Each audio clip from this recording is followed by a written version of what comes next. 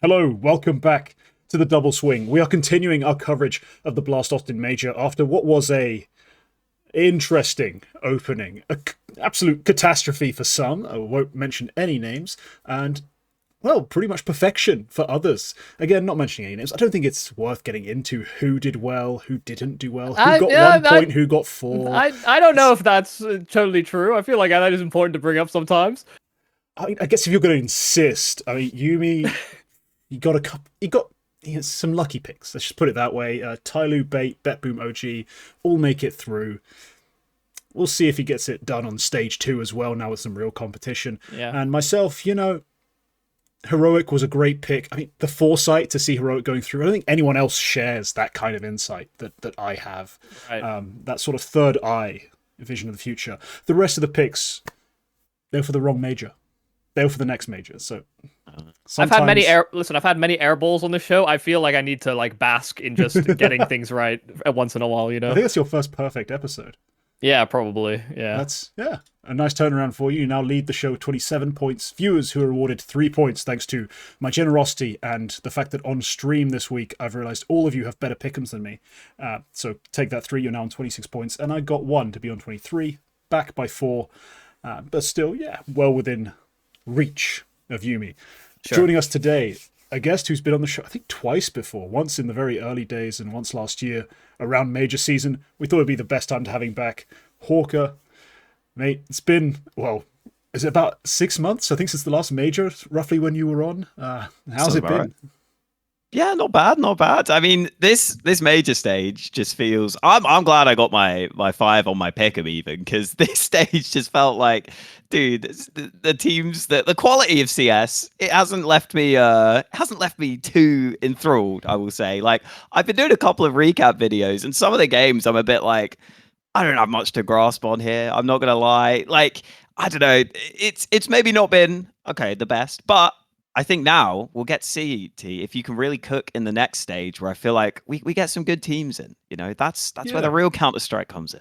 Some CS to be played, and I think stage 1 can be summarized nicely by this. I'm going to misremember and misquote it exactly, but I'm going to get the energy of this quote that Anders had mid-series, where one team had played a T-half of, I think, Anubis, and it's like, oh, yeah, man, just a default spread, and then very late, they're taking these sites, trying to make these bomb site hit happen, and then in the second half, he realizes this team's doing the exact same thing, but 30 seconds faster, and there's nothing else to tell these two apart. And I was like, yeah, a lot of these games have been a bit iffy on the tactical side. A lot of standard affairs just leading to some headshots, just to see who gets what.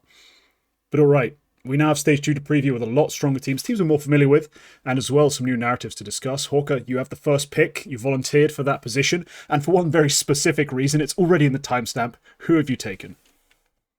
Yeah, I'm not even gonna make a joke that I'm picking someone else. I am picking Falcons. I mean, like, it's just the freest pick. They shouldn't really be at this stage. Let's be real. They should be straight into the next stage. Like, they've been that good. And that's even without Nico actually being all that good lately. He's been kind of mediocre. So, like, without Nico even still doing very well. Yeah, like, it should just be free for these guys. And I wanted to get at least the 1 pick confirmed, because I didn't want to pull a T. I didn't want to only get 1. So I've got the 1 in the bag. Okay, no one has to worry about this. Monacy is just ridiculous. We all know this.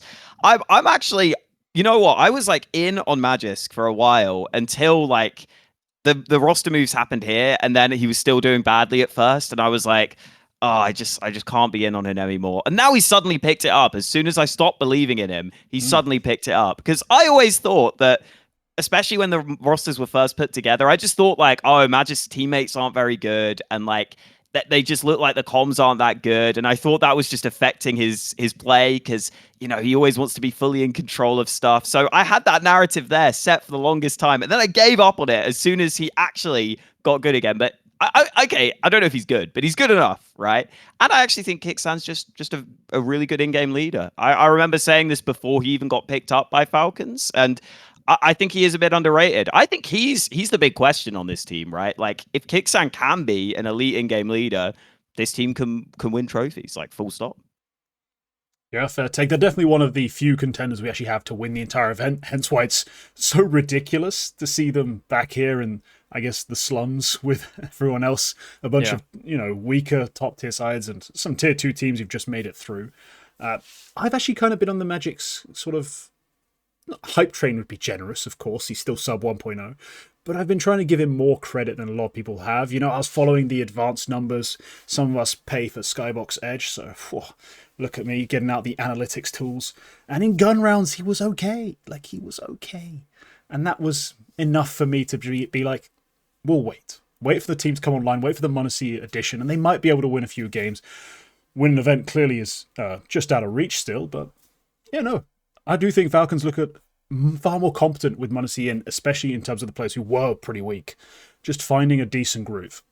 Yeah, I think I see what you're saying about Magisk, and I think the positive for him is that as his Falcon teams have gotten better and they've gone deeper into tournaments and playoffs, I think Magisk is more in his element in those types of games. It's actually when I think stakes are a little lower that you see Magisk suck more and have these really poor showings, and it can affect their group stage runs, and it can affect their rise into the playoffs. It's why even when we're looking at the Falcons and we see Monacy and Nico having a good tournament, or sometimes Tessus has a flash through into the up until those playoffs, we still are a little shaky about the Falcons, even though they've got so much firepower and the team itself is looking quite good holistically. Magisk can be still a very blatant sore spot. And I'm still down on him. I still think he should get the boot and not Tessus if there is going to be a shift that happens.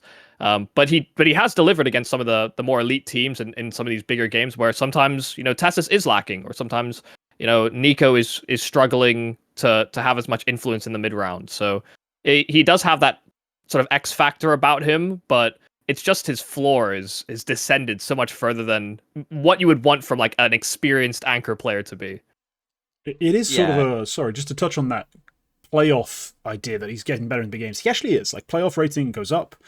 Strangely also goes flying up for Tessus, down for Nico over the last 3 months.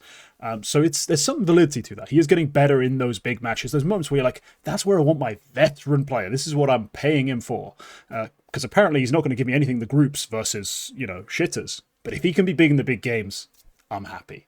Let it be as such. Yeah, it's almost a weird thing where it feels like it just felt like it's the times where he plays badly. It's like it's just his aim that looks really bad. It's not even it's not decision making or anything really. It's just his aim just looks terrible sometimes. And I wonder if that's actually helping him in the playoff games, because I feel like if players are feeling some nerves, everyone's aim might be a little more off, and then maybe it balances out a little bit, and his aim being so bad doesn't matter. Everyone's so much. terrible. Magisk is the best player on the server. This is where I cook. This is where I do my aim was feeling work. bad way earlier than you guys. I've been working on it. I've been hitting deathmatch like hell. You adopted the noob. Honestly. But and also, I do want to touch on the Tessus thing, just because I kind of had this guy pegged as maybe a bit of a choker. I kind of thought he was part of that problem back before he was on this roster. But yeah, he's actually been really good in big games. I was scared just he has that super snappy sort of aim style, and I was like, yeah, maybe that can just be a bit off, and then suddenly when you're under the pressure, you struggle. But yeah, he's actually been really good in big moments, and it would be a shame if he doesn't get more on this roster. Yeah, no, that aim style, it's really one of those things. It's when you feel like you're on the big stage and your hand just tightens up a bit. That could be a problem, but no, he has been delivering. He's been outstanding. Falcons, clearly the favourite in this section. I can't hate the pick. Obviously, anyone given that opportunity would have done the same thing. We do come to me and my pick, and that's where I have a bit more of a problem. Because we went through this pre-show. We were looking at all the matchups, the BO1s we have to try and predict. Who we think is actually going to come out unscathed from that section. It's really hard. The 3 teams I think are the most likely in the favourite section to just go on, and I don't have any qualms about putting them going through, are Heroic, 3D Max, and FaZe. 2 of those teams play each other, so good luck deciding which one you want if you're on the same page as me. And 3D Max, they are very French. Sometimes outstanding, beautiful, everything looks like it was preordained. Other times, just it's pure chaos. and yeah, hell reigns. So I'm going to go with the team I've been riding with for the longest out of these groups. The team that I think was my saving grace in the last stage. I'm going to take Heroic as a favorite. It might seem like a bit of a reach. If we were doing like a sports draft, the analysts would be on my case for picking a team above their position. This is the number 2 pick. How dare you go with someone without the pedigree of FaZe? But I don't need pedigree. I just need Tanir. If Tanir's on my side, I'll be okay. And I also now have a bit of a LAN streak from these guys, showing that they've managed to figure out whatever the hell was wrong with xFloud. There was something not quite right about xFloud at previous events this year, especially on LAN. Also on Sangal, actually, last year. He wasn't great on LAN. He's got that sort of, I think, maybe a mental block, maybe something else corrected. He's been outstanding for them. And seeing as he's probably one of the most directly active pieces, because they've got a lot of active pieces, but he's the one taking the opening fight that's actually for the map control. He's not just pushing something like Youngster does. Those fights have been so important. The fact they were losing them time and time again cost them maps. He's now winning his fights. He's being set up correctly, or just hitting his shots. Depends, map by map. I think Heroic are in a great place right now. They are destined to make top 16. At that point, we'll see how far the fairy tale run goes, but I do think it starts off with a BO1 win over FaZe and a lot of shit talking. Yeah, it wouldn't surprise me, honestly. Like, it does feel like the sort of, like, I think they're happy they get this in the BO1. Let's put it that way, because I feel like that's a great chance for them. And so often we actually see teams just come out of the first stage and just be in way better form than their opponents. By the way, that's why I'm actually kind of slightly scared for Falcons against Bait. I feel like Bait could actually just beat him in that BO1. It's so annoying, but they could, just because Bait's players are just crisp. Like, that could happen. But yeah, I think Heroic are in a really good spot. I just think the consistency and the floor of this team is so good, which is why I think I like you actually picking them here, because some of the other teams maybe should be better. And like, maybe you look at FaZe and you say FaZe could have a higher chance of going further just based on pedigree.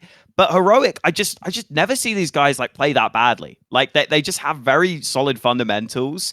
The only thing that I think that sometimes that could be a weakness is I do see LNZ sometimes in anchor spots, like, look very much like he's going to give up the site very quickly. And it's not that he doesn't get kills. It's just that sometimes he fights a little too like far. And I'm like, dude, just survive. Just survive a bit longer.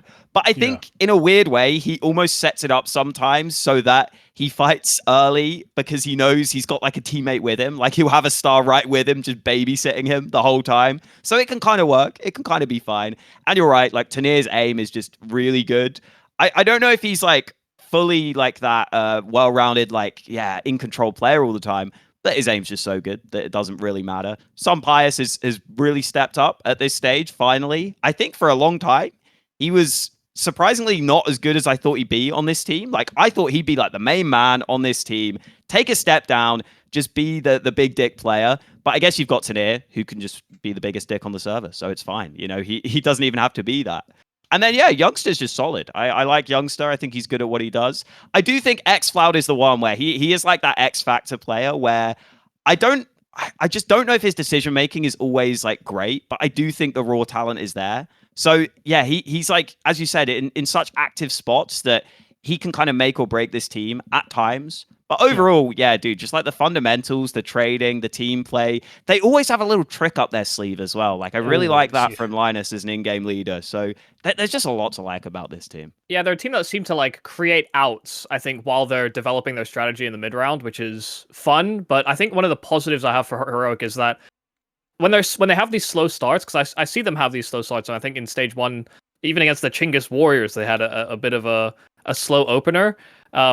They've just got so many pieces that can serve as fire starters. Like, it's not typically some Pius, but Youngstar can have rounds, xFloud, Tanir, they can be like crowbars to break in after a tumultuous half.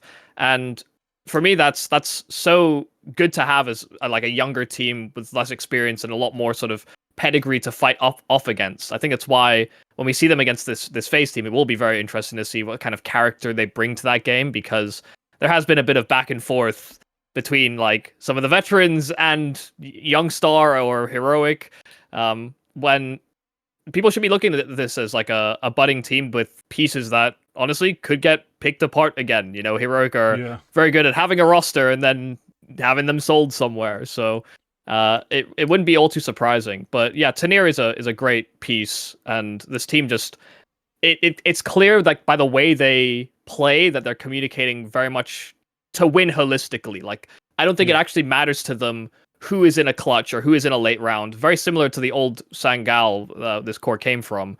It does seem like that is the ethos, and it's still being adopted and used in this heroic team very, very well. Yeah, full credit to Linus for that. Like that's got to be if it's transcends Jumpy. It's come through with Sangal, from Sangal into this heroic, and I think Saw's just polished up some details.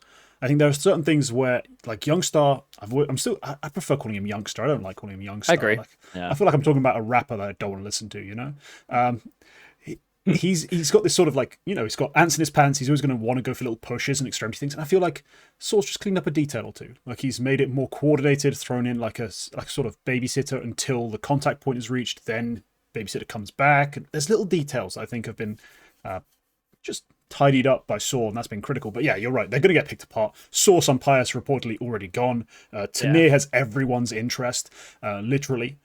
It's gone beyond the point of, you know, just us kind of dweebs who watch 1.5 CS and below talking about, oh, this guy's actually really good and maybe he could play a role on a good team. No, everyone wants him on Spirit now. Like, that's the question I get asked every time I go live. It's like, when do you think Tanir will go to Spirit? Who should Tanir replace on Spirit? Like, Zontix, and it won't happen. Please stop asking me the question. So yeah, I think it's a risk to pick a young team at a major always. That's what's my worry about Bait. But look, I love the CS they play. On the server, they're one of the most fun teams to watch. So I love the pick. Yumi, you volunteered for third pick duty, and I think honestly fair enough, because once you get beyond Falcons, it feels like a bit of a mixed bag as far as who the real favorites are. So where's your value pick here? I'm actually okay. I'm gonna start with an underdog, and I'm gonna lean towards OG. I just like the look of this OG team, like the way that they're playing off each other. I mean, I said it as much in the last video that we did, where, you know, it just seems like you're getting like far more impact out of players like Buzz. You get, you know, Fiku having these big moments, and then you have Nikados setting major records. I guess. Yeah. I think the big takeaway from that last discussion was that Nikados has just been impressive on this team. And I'm not somebody that has been riding high on Nikados at all. Even Copenhagen Flames Nikados I wasn't a fan of. Ooh, so I liked a little bit of Copenhagen Flames Nikados. I watched him single-handedly choke that game. Yeah, I know. He had some sauce. He had some character. It was yeah. I mean, you build character through losses, and I think he has really done a great job bouncing back here on OG. You know, super impactful. His rifling looks good. I mean, even on AWPing, I think he's honestly been far faster than I've seen Nikados in probably the past, like, year, which is, I think, impressive for him to recover that kind of confidence. And just, it feels like Krizen is never a liability on this roster, which is, I think, the most impressive part about him as an upcoming in-game leader is that he is actually holding in sometimes anchor positions, and he's getting double kills. He's positioning himself really well. Never feels like he's having to sacrifice himself so that the team succeeds. It's very much like a standard looking approach, I think, from OG very typically, but all of the pieces can kind of hold their spots very strongly. So I have a lot of belief in this OG, where the organization has not done a lot to invoke confidence in the past. This is a weird diamond in the rough they've found, I think. Yeah, honestly, I think the real part of that's the diamond is Lambert, the French scout, essentially, because he was, for so many years, just working with whatever the hell he could scrounge as a player and a coach, you know, in terms of the teams he was playing on. And I think he's just learned from that experience how to pick out, you know, younger players, how to mold them, how to get something out of them. I think he's a key part of it. But Hawka, firstly, how much of OG did you watch? That run was pretty spectacular through through stage one. And what is it you like about them, really? Yeah, I watched a bit. I think, they definitely surprised me. They're actually a team I didn't have going through initially. I mainly just thought that, like, I just didn't see the firepower being good enough. And I'm slightly mad that Nico Dawes just decided to be that good, because I'm like, okay, cool. Well, I guess if Nico Dawes is just the best player here, then yeah, of course your firepower is going to be good enough. But also, to be fair, I think I probably underestimated some of the other pieces. Like I've been pretty impressed by. Is it Spooky? How do I say his dude's name? So he says Spook, but he says it's inspired by a League of Legends skin, something Spooky Gangplank. I think is like in a Blast content piece. But it's whatever. Spook. Whatever his name is, I think he's a pretty good player. Like I've actually been impressed by him, and yeah, that like they've got the supporting cast as well. And as you said, like having an in-game leader that can frag pretty well is nice. I just think they're like they're just like pretty good all round. They're kind of like a worse heroic to me almost. Like they kind of play pretty well all round. I guess the difference is they have an in-game leader who's not a complete liability. Which okay, maybe that's a bit harsh on Linus, but like. We're about to talk about some real liabilities later in this show. Yeah. They have an actual good fragging in-game leader, I will say. And just that, like, I don't see the high end being there as much. But, like, yeah, they always seem to have, like, a little something up their sleeve. They always seem to have pretty good trading. It's, like, just kind of like a bog standard European team who sometimes have Nico does pop off, you know? Yeah, I think that's the one drawback of this roster is that it doesn't seem like they have like a proper star player, like someone that scales up well. Like Heroic have Tanir, but I think without Tanir, you don't really get that much impact. I'm not talking about Nikados, okay? Here too, Zywoo, come on. Yeah, he might have set a record, but every other game after that, it was a bit more standard, you know, like... he's played 28 maps for the team, he's only 1.25 rated. I mean...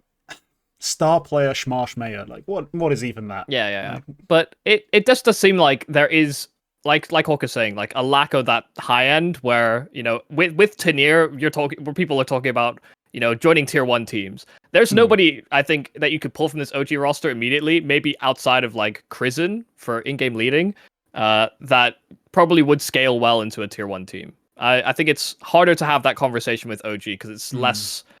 I think it's less transferable, like the raw skill, or even if OG played more chaotic and you got more of these like 3v3 mid rounds, you'd maybe see a bit more of a separation in like caliber between the squad. But I just don't think that that's the way they want to play. I mean, that's just not the way that the team is built to play. So it's nice that they're kind of like a holistic roster, but yeah, they may have some problems against some of the bigger teams. Understandable entirely, but no, I'm a big fan of that Spook guy. I was when he was carrying terrible Swedish lineups, and I still am to this day. Like, he's a rifler. He's one for the future. Like, you'll see him somewhere at some point. If OG get picked apart, say Krizen gets taken for a team that needs a caller, someone who needs a slightly more aggressive rifler probably could take a risk on Spook, and you do a lot worse, even with tier 1 players. So no, it's a legit roster, and I love the pick. Like, I had them going 3-0 at the last stage. Tilted as obviously because I bait going 3-1, 3-2, and they did a little switcheroo. But hey, no, they're a fun team. With Spook, like I was just surprised because like I remember looking at his numbers beforehand, and it was like they weren't like crazy good. So I was like, oh, I don't know if they've got another like really like good player. And like Spook was the standout in that sense, because I'm like Fiku and Buzz, I'm like, you guys are good, but you're not going to carry. Like, let's be real. But yeah, Spook's got that in him. Also, I want to add their game against Bait, like it was the 1-0 matchup, the best of one, where you don't really have time to prepare. So Bait were just doing their annoying like aggressive moves and like, oh, we've triple stacked this position, tee get fucked. And you're like, okay, cool. And so they just got caught off guard by that a lot. And they lost both pistols, and they still only lost 13-9. So like, I think on another day, like, you know, if that's the opening matchup, I don't know, that could actually go differently if they have the prep time. You know, I'm just saying. Yeah, you just won a map. You had no time to prep, and you got to face Kensizor and his goofy ass fucking strafe, uncrouch bullshit.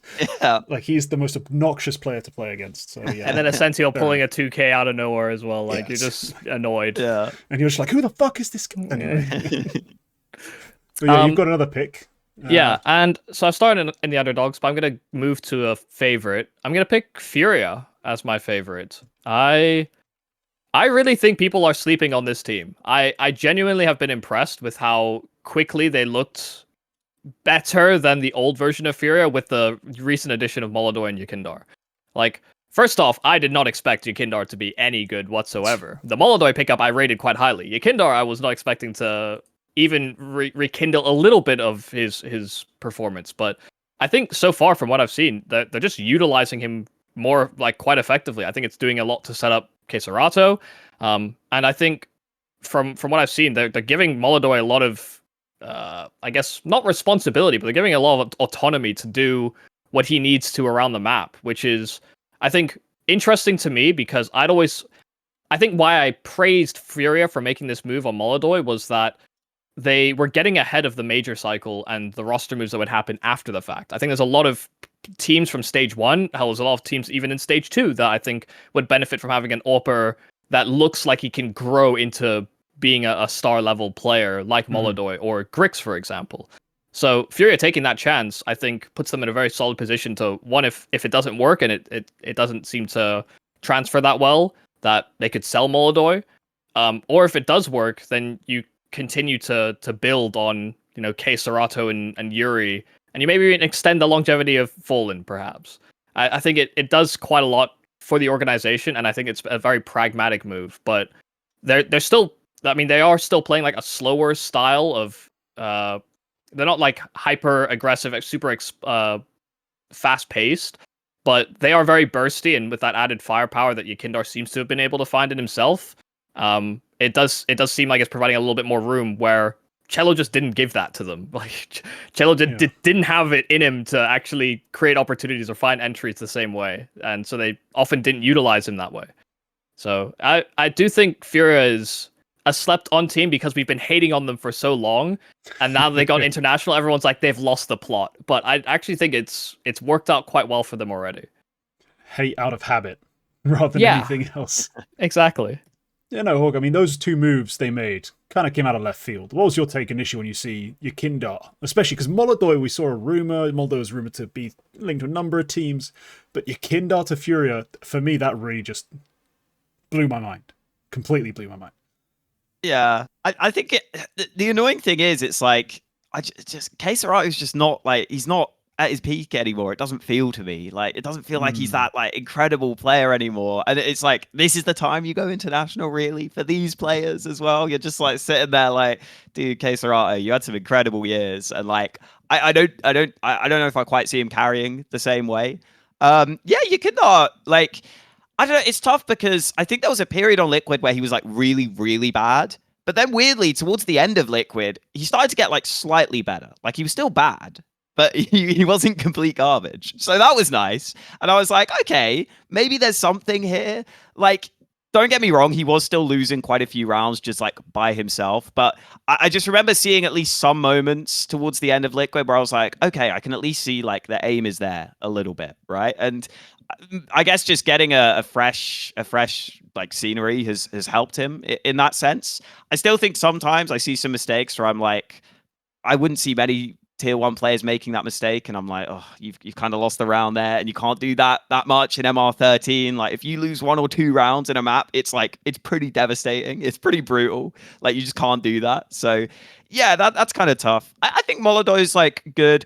I just, it's kind of hard for me to get a read on this team because I feel like they just, like, they made the moves and they had to like grind these events like back to back so quickly that I'm a bit like, I don't know if I fully got to see like the identity of the team like built. Like, I don't know if I fully know what I expect their like win conditions to be. Like, it's nice, like you said, that Molodoi was given all this freedom, but I'm almost a bit like, was that because they just didn't have time to like get up to speed 100%. And they were like, all right, Molodoi, just carry for us, man. And like, that's maybe in theory exciting, but then you look at its Furia and you're like, do I believe that you guys have built up some good protocols? You know, this is the team that I've seen miss yard smokes on nuke like so many times. I'm like, are you guys actually locked in for real? Please, guys, please. I don't know.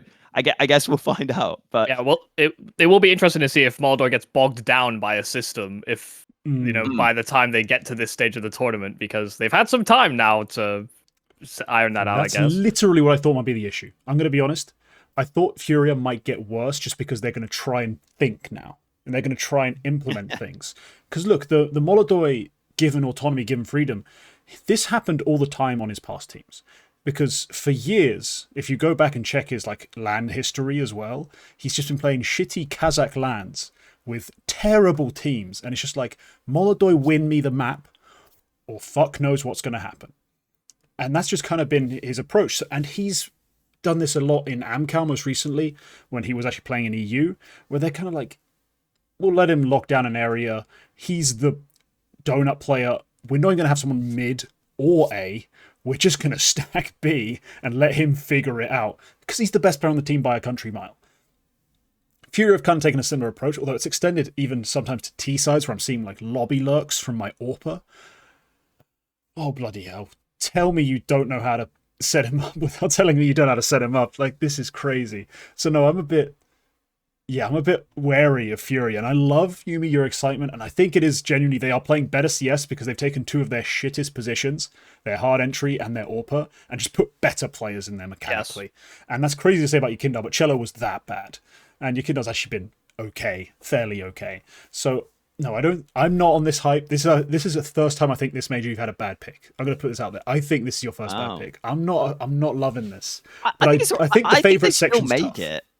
Yeah, I think out of the favorites, I don't mind it. Just because, like, I think that I don't think you need too much. I mean, unless they completely try and overcook some system, like you don't need too much in terms of team play to like get through with the players they have. I don't think, right?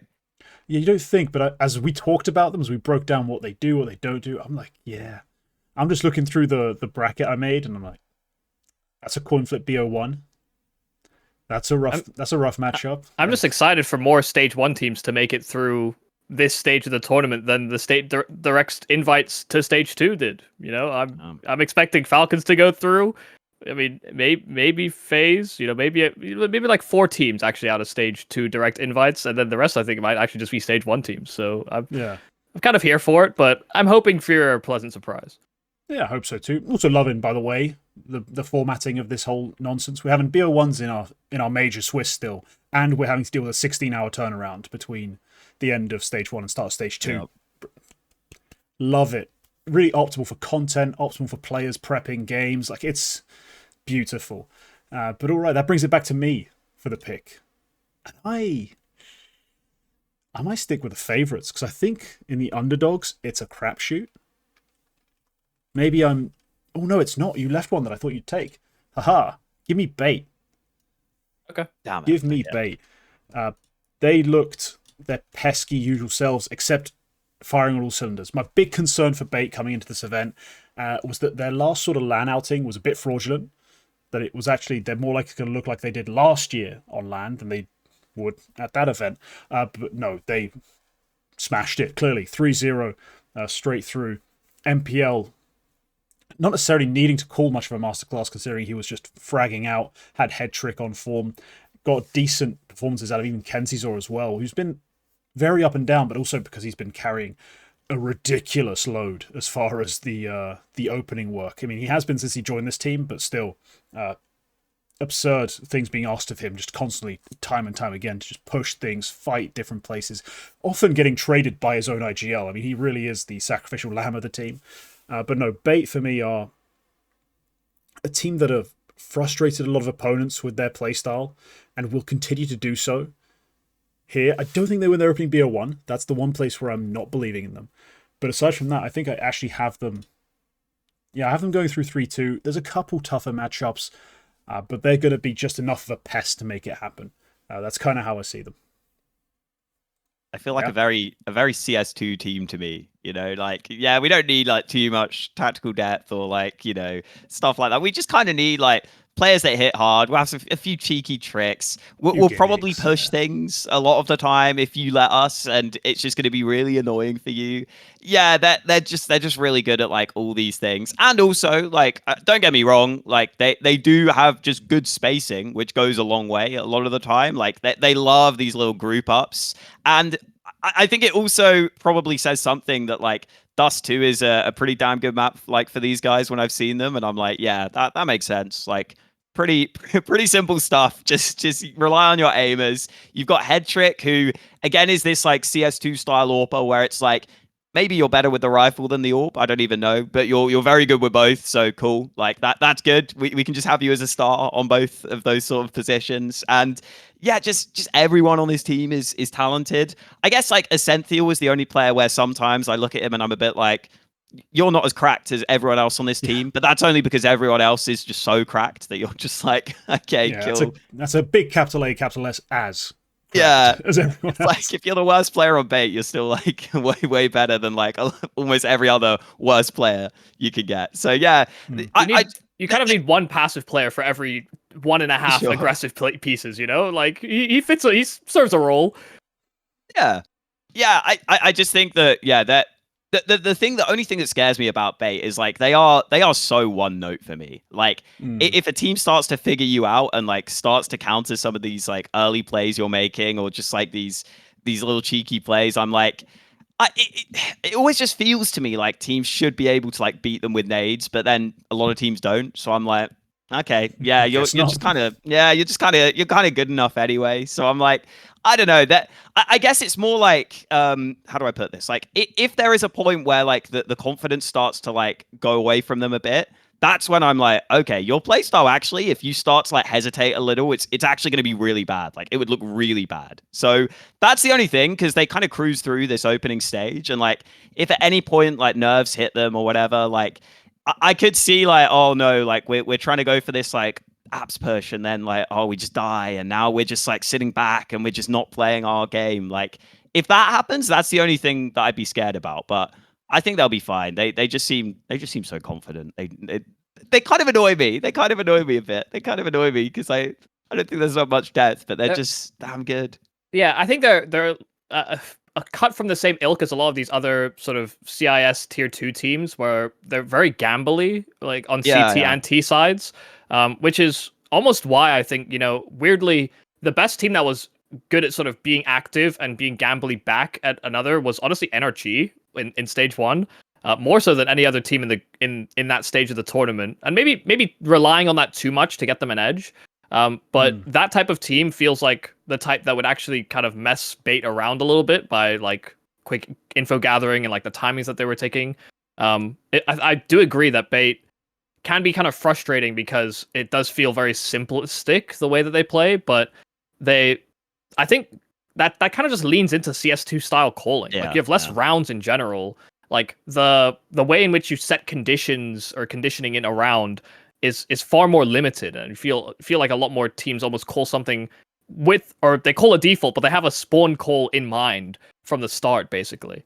And I feel like bait lean into that and sometimes bypass the defaulting quicker than other teams. So yeah, they're kind of exciting. They're just fun. I just like that they have basically like 2 hard entry fraggers in like both NPL and Kenzie, who has, I think, actually alleviated the strain of NPL a lot as Kenzie's gotten more familiar with that role. Yeah.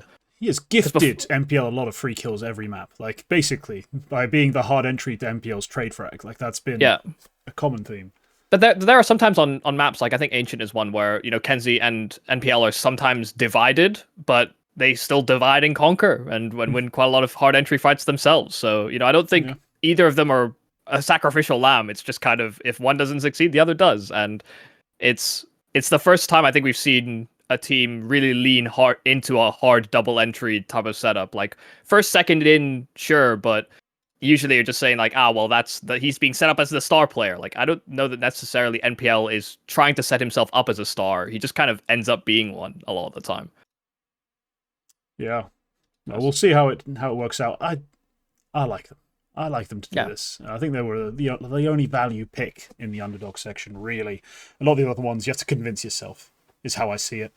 Speaking of convincing themselves, Hawka, you have back-to-back picks. Yeah, I feel like because I know that I'm going to have to convince myself in an underdog, I'll probably just start with a favorite that I'll feel a bit better about. So I think it's probably just going to be FaZe. I'm maybe a bit surprised they've slipped so far, but yeah, we'll pick FaZe. I just think that like, dude, like they've got the players, right? They've got the players on this team. I honestly think that Simple's debut tournament was good. Like, I don't know why some people were expecting him to be like a top player in the world. He was actually really good. Like, especially in the opening series, I was like, I was actually so impressed. I was like, wow, like he's actually way better than I thought he would be. And I think that's also with like Skull's probably making quite a few sort of mistakes, I would say, on this team that I don't think Rain will make. Now, are the roles kind of a bit of a mess on some of the riflers still?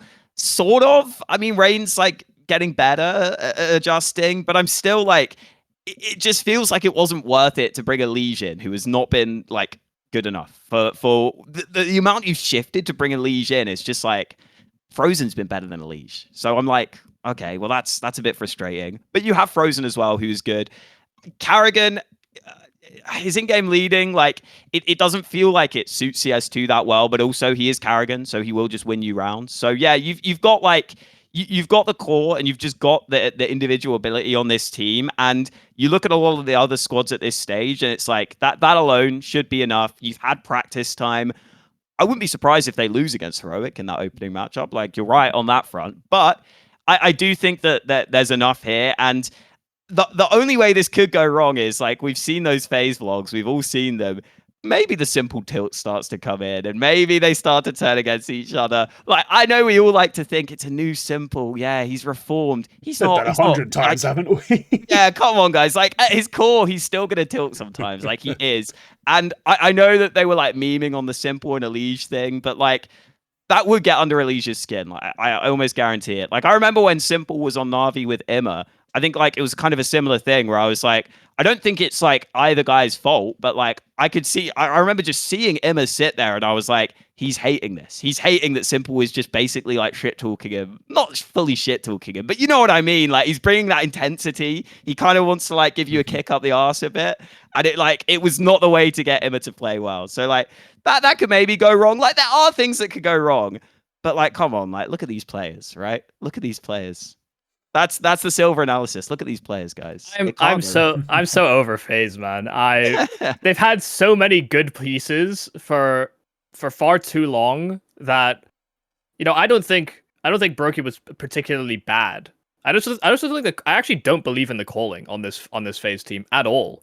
I don't think they do any of the things that top level teams are currently doing. I think they're still very reliant on, like, old style CS:GO type calling.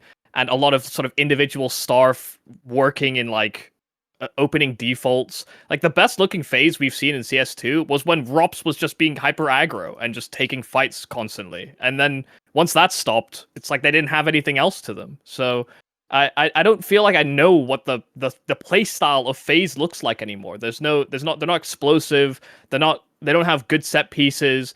Their mid-rounding is still, like, a threat. So they've got the pieces to make that type of style work, but I just feel like they're always fighting back in deficits more often than they're finding advantages in like the opening bout in like 40 seconds into a round.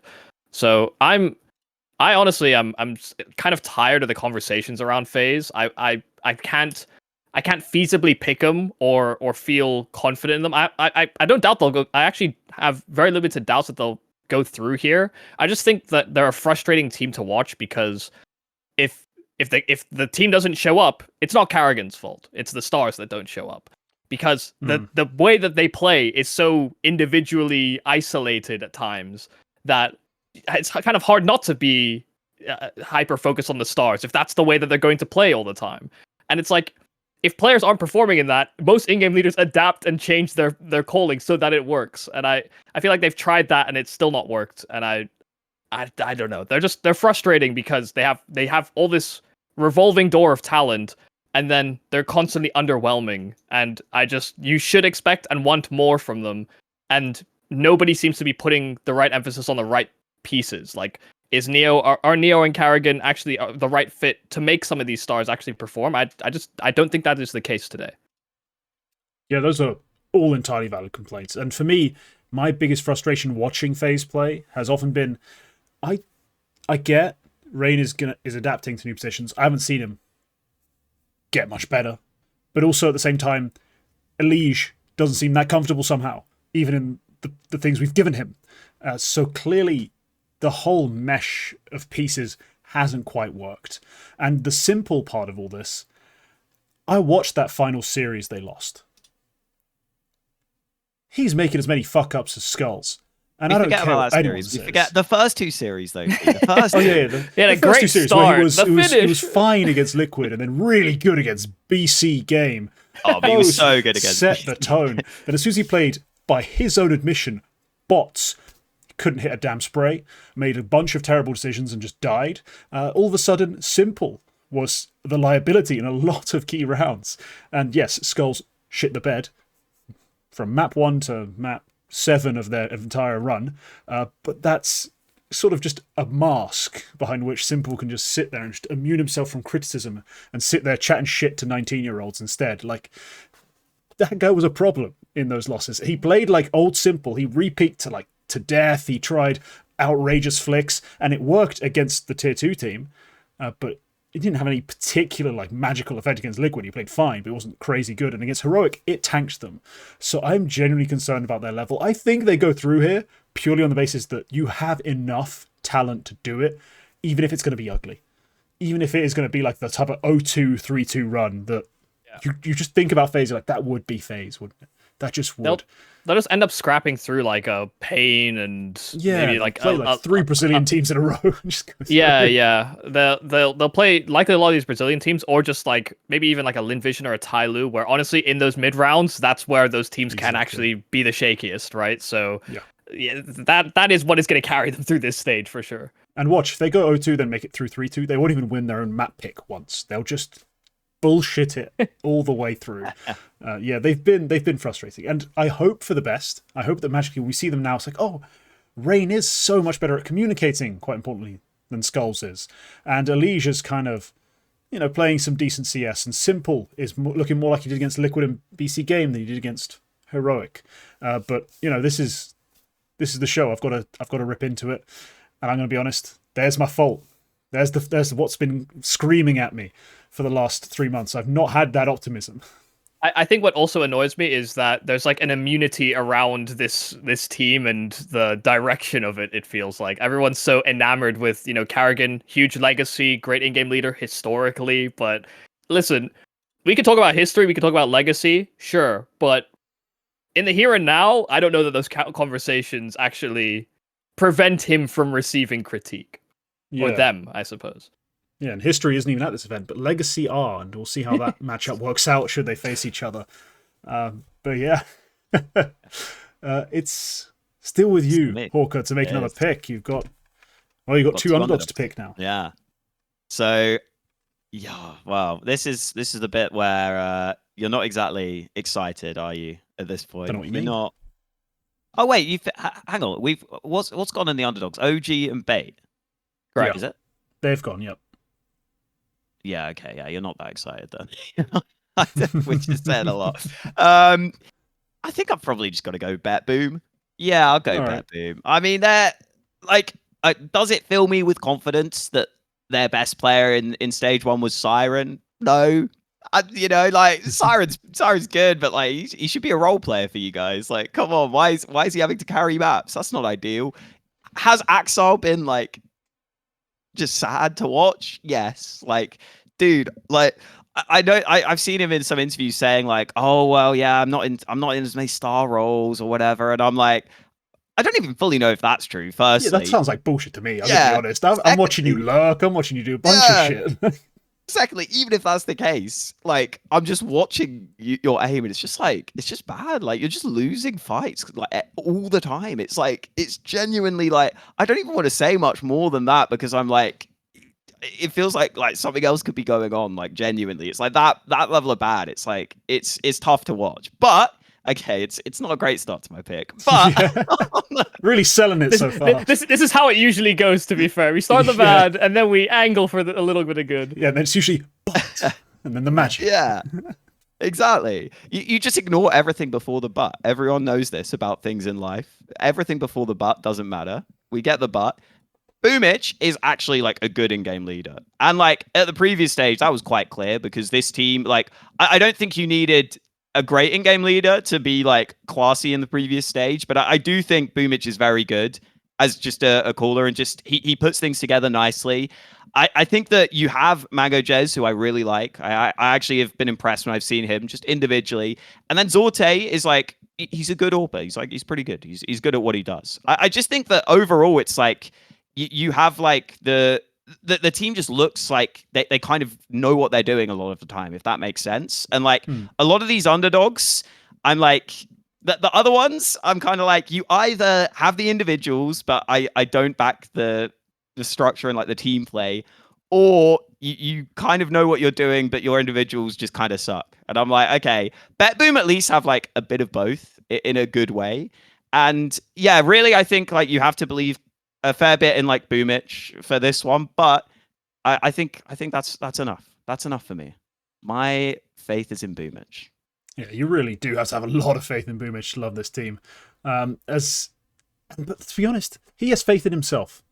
We've seen that in a couple of clutches where he's just like playing for himself. Like he's allowing his teammate to be literally sacrificed so he can win a 1v2, or trust himself to go and win the 1v2. Because it is kind of the right play, honestly, but he needs to have the belief, And so I like that, as they've put it, skinny Boomich is a confident Boomich. Like, as he's been dubbed on the broadcast a couple of times, skinny Boomich. Never thought I'd see the day.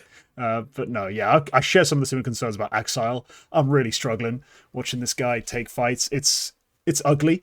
And then Siren is like, I get why he's a start on this team, because everything the team does kind of gives him good fights to take. And there's exceptions to this. Obviously, he's like a B anchor on train and just plays solid, plays safe.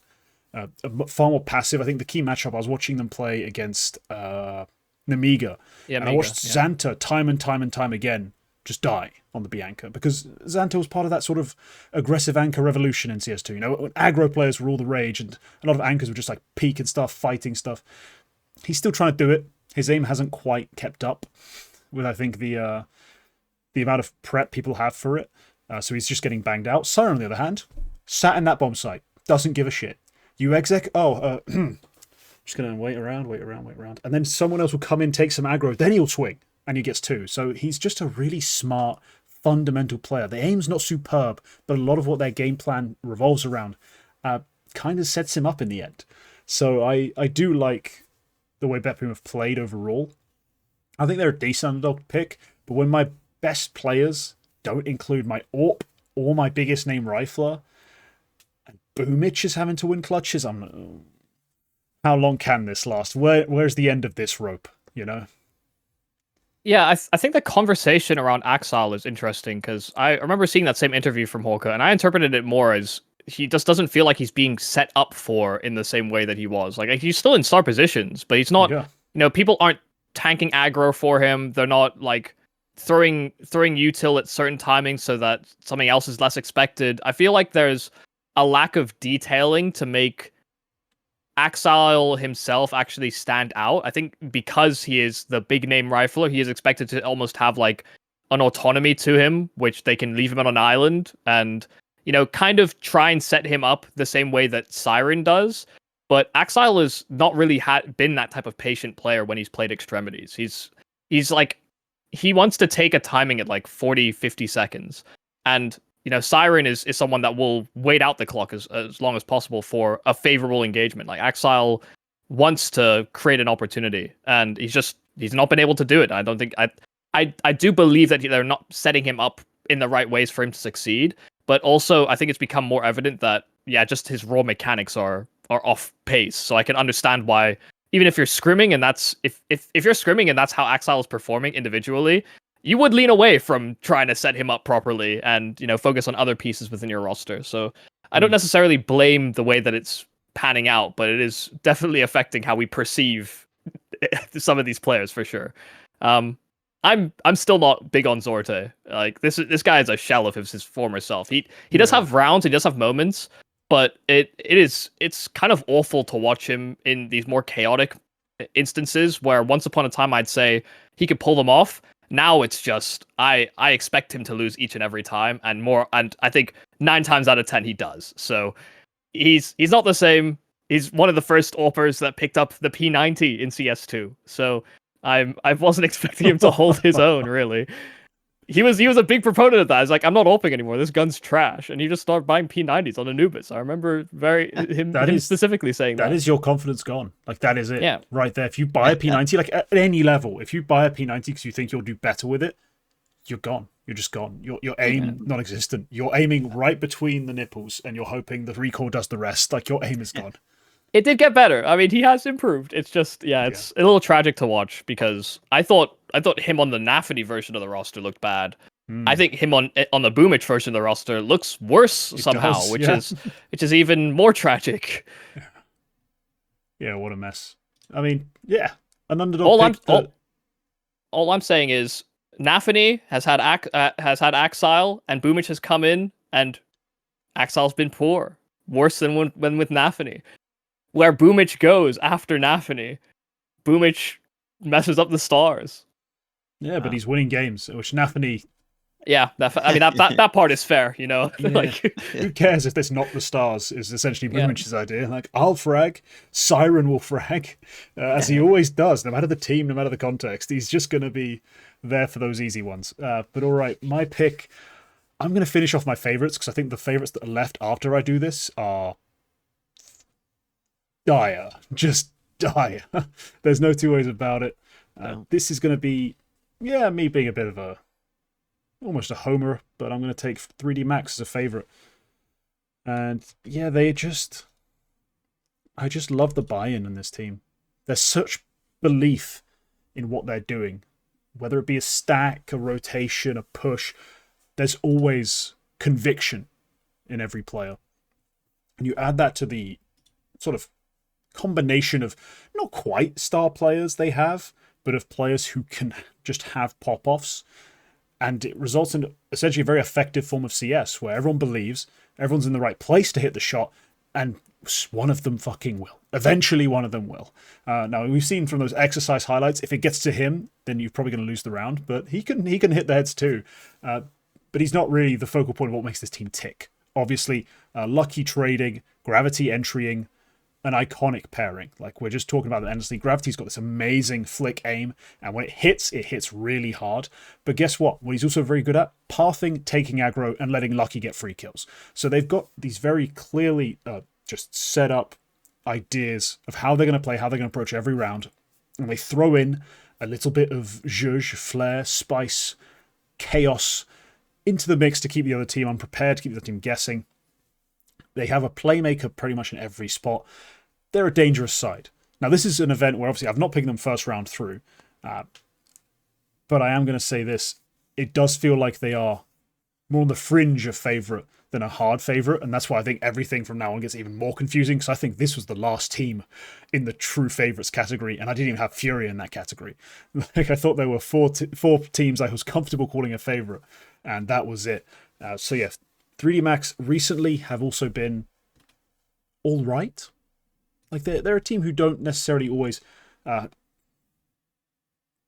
hit as hard as you hope, because there is an element of, you can't really rely on a lot of these individuals to be star players. And so in matchups with a team like G2, for example, you might just get outgunned by some players who literally are tier 1 stars. But in this event, in this specific set of matchups, I think they have, at worst, a slight firepower deficit, but they're better game planning, better ideas, better mid-rounding, and just overall great chemistry. And that, I think, will just drag them through this sort of muck of teams that they have to beat to make their way through to stage 3. Yeah. I think, weirdly, like, my thoughts on 3D Max, or the vibes for me coming into this, were that they were in, like, kind of bad form. And, like, I look at it and I think it's maybe, like, a bit overstated. It's like losing against FaZe, not great. And like, a couple of losses against Gamer Legion. It's like, maybe you want to be winning that, but also Gamer Legion kind of picked it up after not qualifying for the major, weirdly. So it's like, okay, not the end of the world. And like you said, like, they have a very, like, defined way of wanting to play, which I do feel like some of the other teams maybe, like, lack in a sense. So I think that already puts you in a good position. Then you have Maka, who I just think is good. He's just good at what he does. Like I remember this guy for the longest time. I was just sitting there like, dude, he's just going to be stuck like farming online games because you've got Zywoo in front of you. So it's like, well, you're just going to sit there, man. You're just going to sit there and be on like the second best French team who's never that good. But finally, they're actually like doing something. So it's like, cool. You actually get to play at LANs. We get to see this guy, and like turns out he is actually pretty good the whole time. So that's nice. And yeah, like you said, like they have again like pretty good role players as well. It's like the high end firepower maybe isn't fully there. Like there's no player on this team that I look at and I'm like, oh no, a body. I'm like, no, like I'm not scared. But they're all pretty good, right? They're all like good enough. And sometimes, yeah, that's all you need. And as you said, like out of the other favorites, I think clearly the team you go for here. Yeah, I'm not enjoying what I'd have left. But it is true. I think this 3D Max team, more often than not, even if they don't have, I actually thought Body was going to do a lot more on this team, like propel them upwards and create like a higher level of consistency for them in terms of firepower and just like clutch factor as well. Because I feel like Body has that in him, but it's kind of not panned out that way. And in recent times, I do feel like they're struggling. They're struggling to utilize the talent they have on this roster effectively. Because I do feel like they should be a very comfortable like top 10 team, 12. And I feel like they're right on the cusp of falling out of that at the moment based on the way that they're currently playing. But they are a team that will beat you tactically by just being proactive and by having that sort of set style more refined than other teams. So I back it. I mean, it's definitely the pick I would have angled for moving into the next round of favorites, just because the rest of the pool, again, yeah, doesn't either have that identity or doesn't have even the pieces that can be like step up X factor type players like this 3D Max team has kind of in spades. Because you'll see games where Lucky can take over, Body can take over, Exorcist can have fantastic games. Gravity, really everybody on this roster can just have like these masterclass maps that can just basically win series for you. Yeah, well, speaking of the ugly situation you've been left in, yeah, where are you going with this? I mean, do you want to go straight for that favorite, or do you want to mull it over a bit and pick an underdog? I hate that I probably have to just go VP here. He's back. He's back. It's not even what I want. Like, I think there's a good argument to like. I was mulling this over in that, there was MIBR as well still floating. I wouldn't pick Pain with a 10-foot pole because what even is happening with that team. But I think I'm gonna angle this more as why I didn't pick MIBR as opposed to why I'm picking VP, because I don't even want VP, but MIBR are in such a tragic state where they've just shifted. I mean, they more recently shifted back to exit as an in-game leader. They brought back Brenizan, and he was already a weak link on that roster, and the advantage was supposed to be that Insani and Lucauzi could find form.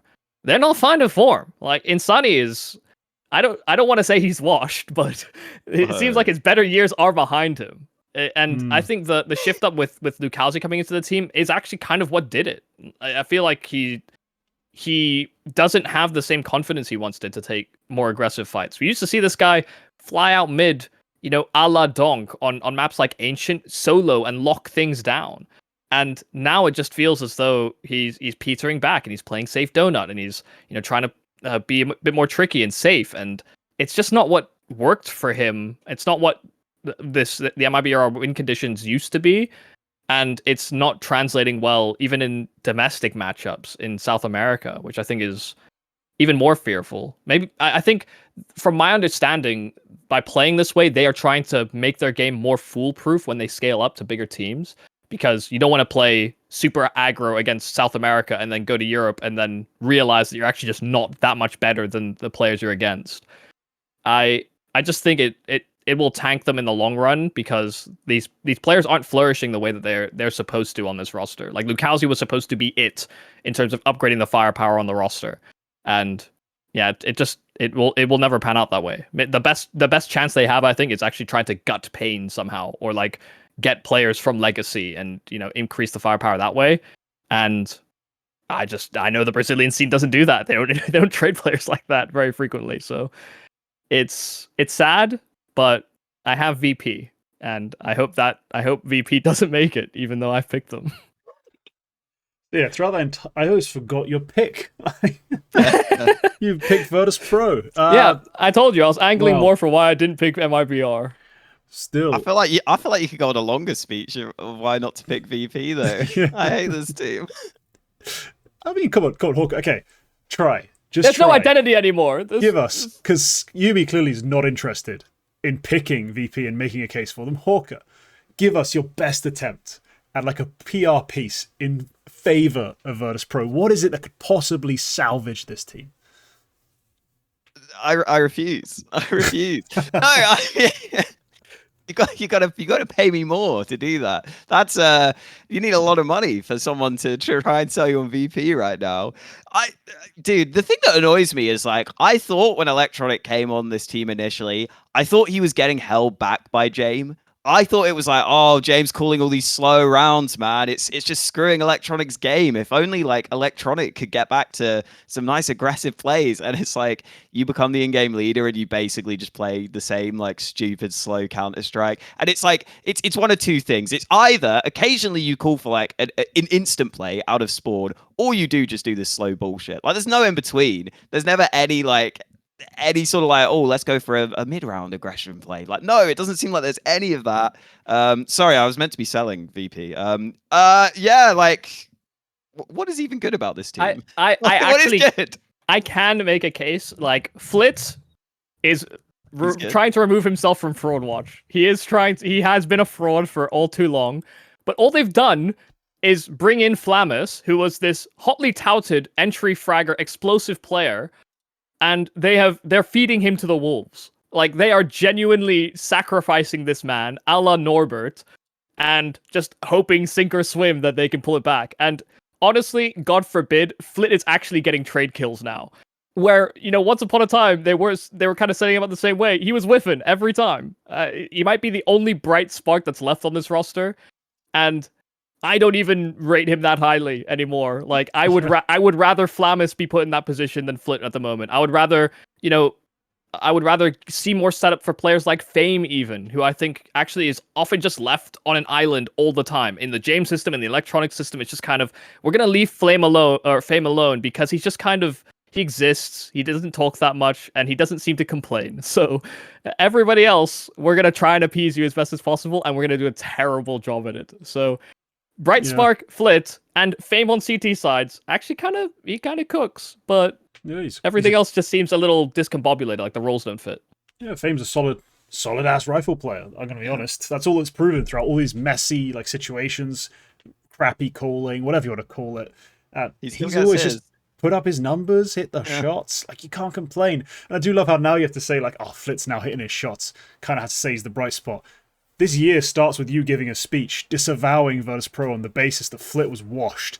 And this tiny turnaround. It's not...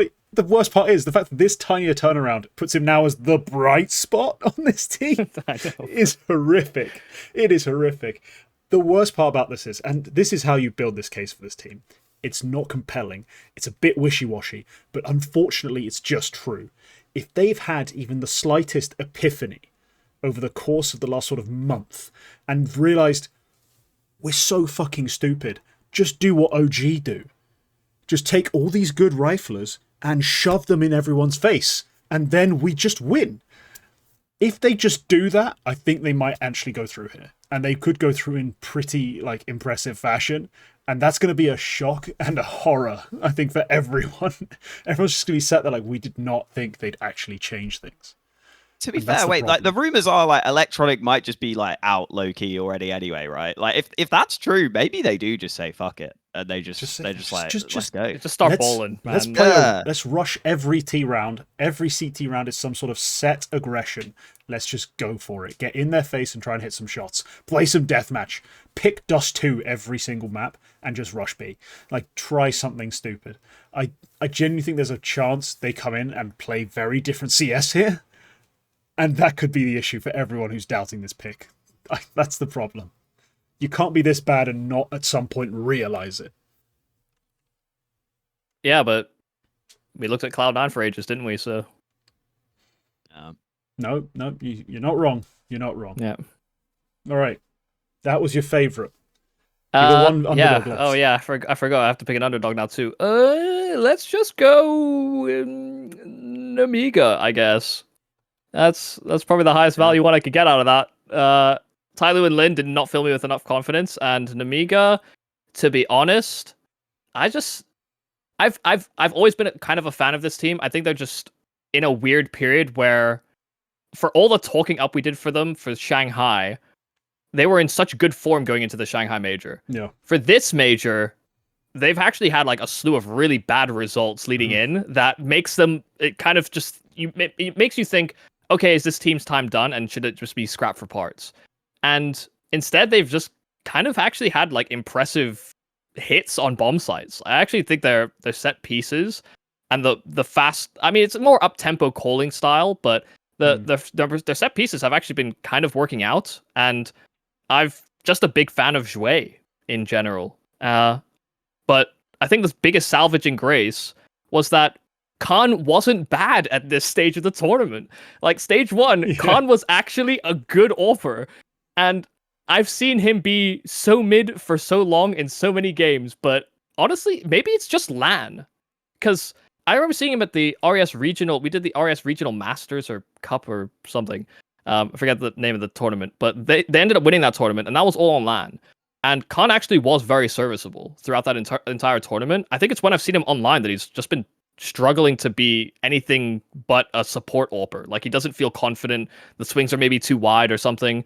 But it's kind of strange to see his playstyle change because he's being more aggressive than he usually is. Like, he's not one to take fights typically in early rounds, but when he's feeling it, I mean, I saw in that game against FlyQuest, he was like peeking down mid on spawns, where that's just like a very anti-Khan thing to do. Yeah. So it's kind of cool to see that there's a little bit of extra flair to them when they've gotten to this stage of the tournament, because between Zhui and Khan or Risky Bob, you know, they very often have like a 2-star activation, and Zhui is the more consistent of them.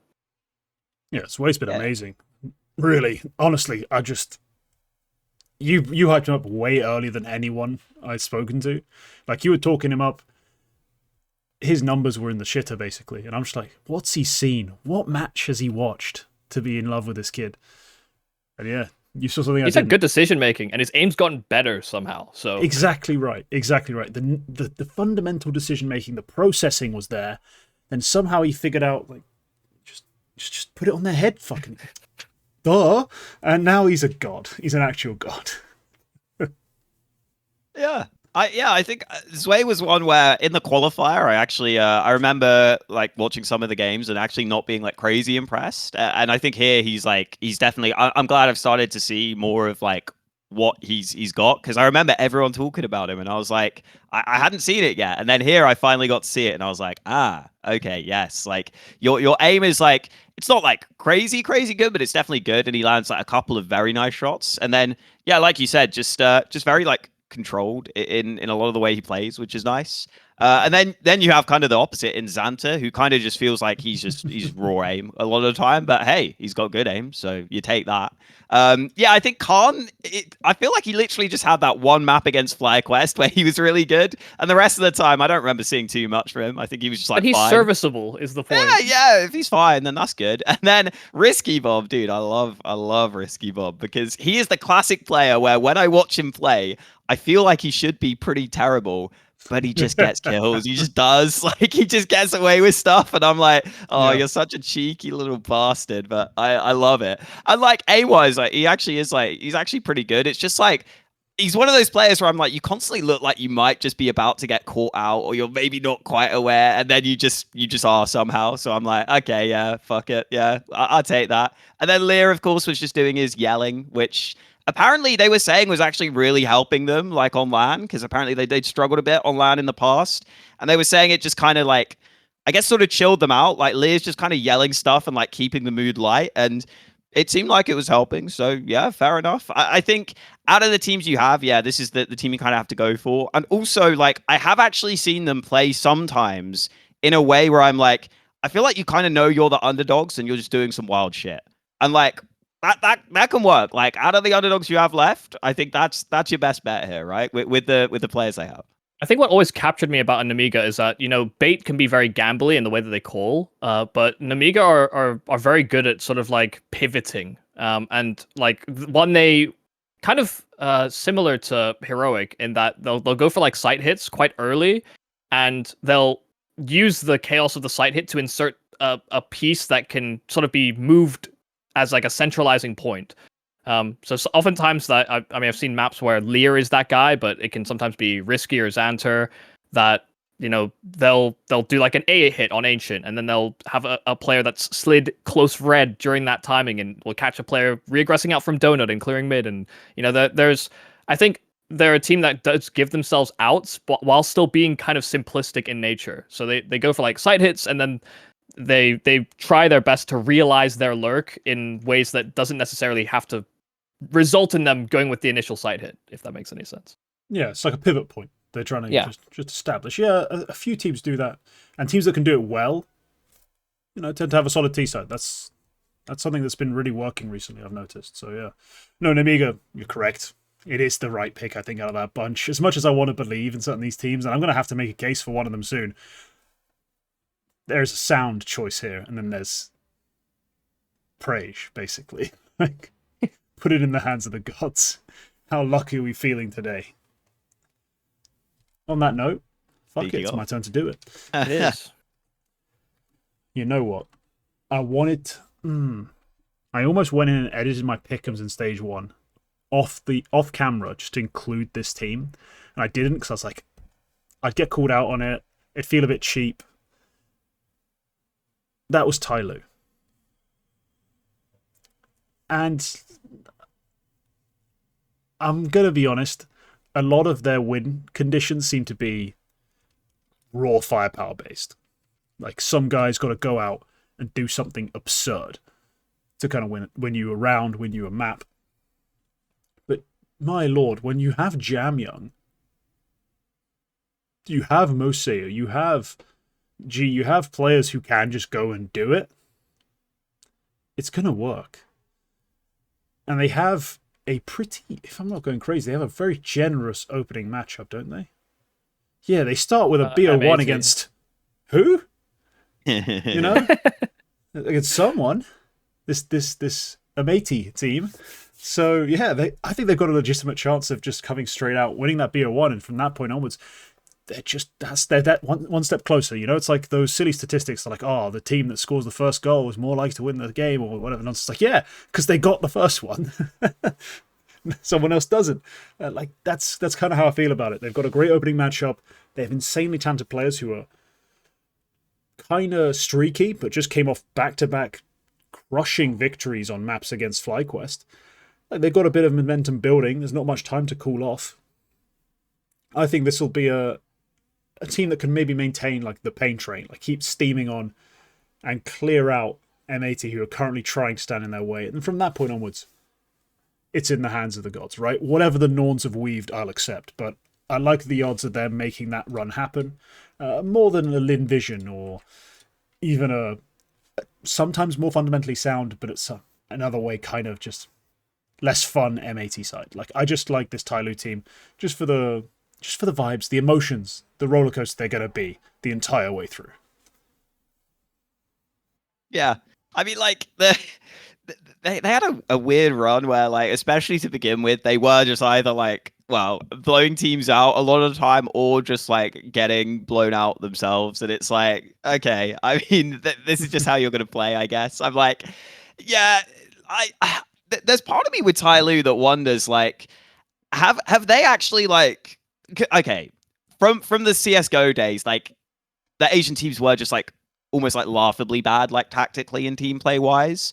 But I am a bit like, have they actually improved that much in terms of, like, what they're doing as a team? Or is it just, like, you can kind of get away with just grouping up a bit more and just, like, pushing and relying on aim? Because it's like, you watch these guys and, dude, like, Jam Young's aim sometimes. I mean, I know he just had that pistol waste, but just in general, like, this guy's talent level is crazy. Like, some of the other players as well, like a G, like, yeah, the players are pretty nutty, and so you can just rely on that. Like, I'm with you. Like, that can happen when you have this compared to the other underdog picks where it's like you might play a bit more fundamentally sound, but then just like lose aim duels because you kind of just don't shoot. So that I'm with you that I think it's a better shout to go with like a Tyloo on that front. But yeah, I'm like I don't really know like where to pin them on that front. I'm like, have you got better? You've got a bit better, clearly. Like, I feel like you watch EU games now and you're like, you're only a bit behind, but like still there's a bit of like I don't know, like as a team, like you do just group kind of a lot and you do just, I don't know. Yeah, Tyloo are odd because I think they understand how they want to approach early rounds a lot. And if there's any disruption to that, they get really, really like taken aback by it. I think we saw, I mean, the NRG and the OG games where they did get blown out, it was very clear that they were just getting disrupted and they kind of had no instant reaction. You know, I think, especially when you watch them on maps like Inferno, you know, that's one of the maps where Jam Young is kind of like almost suicidal on Banana a lot of the times. But I mean, you watch teams in EU actually have players that run very similarly to that, you know, and they are fairly reliant on just kind of creating havoc and trying to create opportunities and, you know, keeping CT sides honest in terms of the util sets they throw as well. And I think their success rate when they're down in that disadvantage or they haven't been able to stage properly is quite a big deficit to make up. And I do think they have the pieces that can pull back in those types of rounds, but I just feel like they lack direction properly, which is kind of a shame because when they were under Advent, like this core, they actually played like very reserved, almost VP-esque level Counter-Strike. The like CT sides would be super inactive. They'd be very gambly. They wouldn't go for extreme pushes. They would always be like stage into execute. And it always played kind of terribly. So since Mercury's taken over in-game leading, they're trying to be, I think, a little bit more forward-facing, a bit more aggressive. And I think it is working to elevate their potential win conditions, but I think it is also creating a lot of more variance where they can lose the games more tragically as well. So they're in a weird spot, but weirdly, one of the shining sparks has been kind of attacker. Like, sure, Jam Young and Mosea look great, and G can be like honestly an ulper that can take over the server, but attacker has been surprisingly very serviceable throughout his entire tenure back into relevancy in the Chinese scene because he's like an old school player that was, you know, playing on the old iterations of Tyloo. And when he was wheeled back out, everyone's like, wait, does Unk still have it? And he does, actually. Yeah. So he's playing anchor roles and he's being kind of aggressive in like late rounds to get info for the team, and he's winning them quite a lot of opportunities because of it. So the team is the best looking Tyloo we've seen in quite some time. Best looking Chinese team we've had in a long time as well. And even still, they just squeak through. So I think even as much as I'm an enthusiast of the region, I wouldn't pick Tyloo, and I would kind of struggle to make a case for them given how much variance we seem to see just coming out of that first stage. It was actually tragic. It wasn't even just that they were getting disrupted. People were just making stupid mistakes, like genuinely fumbling util. Like, I'm watching a round versus NRG where the mid player on T side, there's no mid smoke thrown by CTs, and he just pulls util as the solo mid guy. Like, you actually can't do that. Like, if the CTs aren't smoking you off, you're probably expecting them to be aggro or have an ult there or something, you know? But it's just a lot of stupid mistakes where people just clearly aren't thinking or haven't encountered those types of situations very often, so they don't know what to do.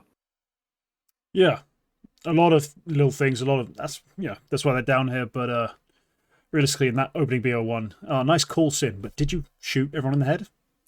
Yeah, fair. I don't think you did. So, GG. Thank you very much. All right, Hawka, close out the picks for the show. You've got the final one. Who'd you like the look of here? I mean, there's some real beauties left here. Cool. Oh boy, there's some real gems at the bottom of this, Barrett. Oh boy.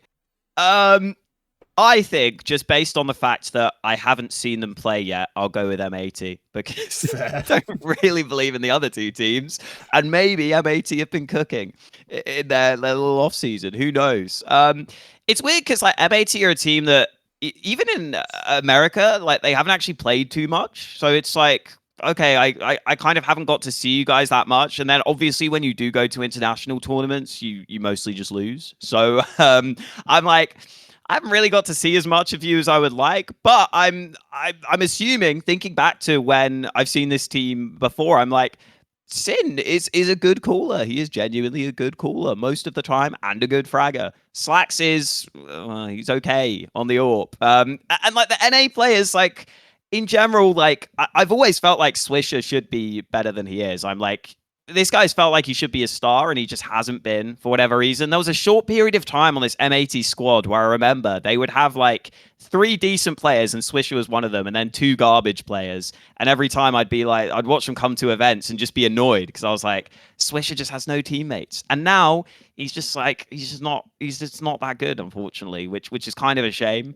I think the role players are actually fine. Like Rek and Lake are actually pretty decent, but yeah, like the top end firepower just kind of sucks on this team, which is a shame because I still think if you're like maybe not a tier 1 team, but like Sin should be in-game leading for a team where you come into an event and you're like, yeah, dude, they got a chance to like cause some upsets.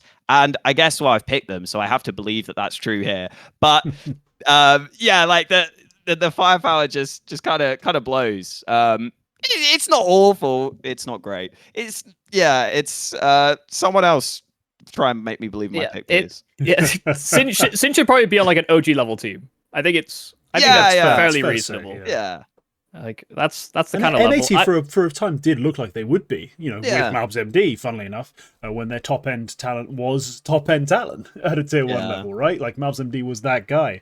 Which took this M80 squad to get everyone else to realize that. So no, there is some questions about the top end talent, and Lake has had sort of breakout of maps moments where you've thought, oh, there's something resembling the level of output Mabs MD gave us. But realistically, what he's proven is that it's not as easy as just being like, oh, okay, you get to swing everything whenever you want to. Turns out you actually also have to be good, and that's what Mabs MD was. So no, yeah, we've seen a little bit of a fall off, I think, as well from Slacks, where it's like, I think earlier on in this team he was slightly better. Maybe just more space from his entry, and allows your AWP to shine a bit more. Maybe, who knows? But no, the real disappointment if you are a guy who follows this team, and especially if you're an NA fan, the Rex Swisher duo not quite coming to bear, in the same way you'd hoped, has been the real frustration. They've not quite been the players you expected them to be.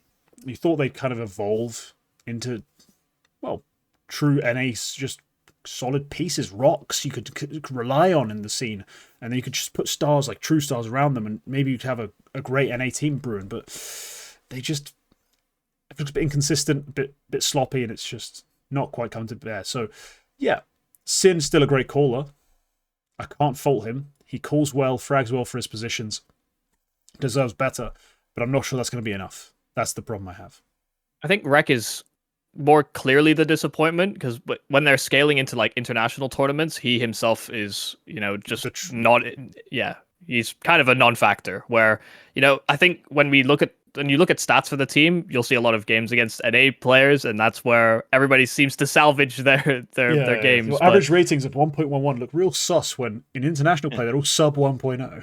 Yeah, and like I think Rex is like 0.88. So when we're playing top 30 teams, that's one of those things that is always going to affect your ability. But it did seem like this M80 squad were on a trajectory to be able to be that type of contender team, and it just never ended up being realized. Even in the early days with Lake, it was actually kind of promising, but the longer they've gone on, I think teams have gotten better at understanding like what their identity is, which is a whole different issue to tackle. But then if you're star players, even in like the great set piece rounds you pull together, are not performing, then nothing's going to pull through.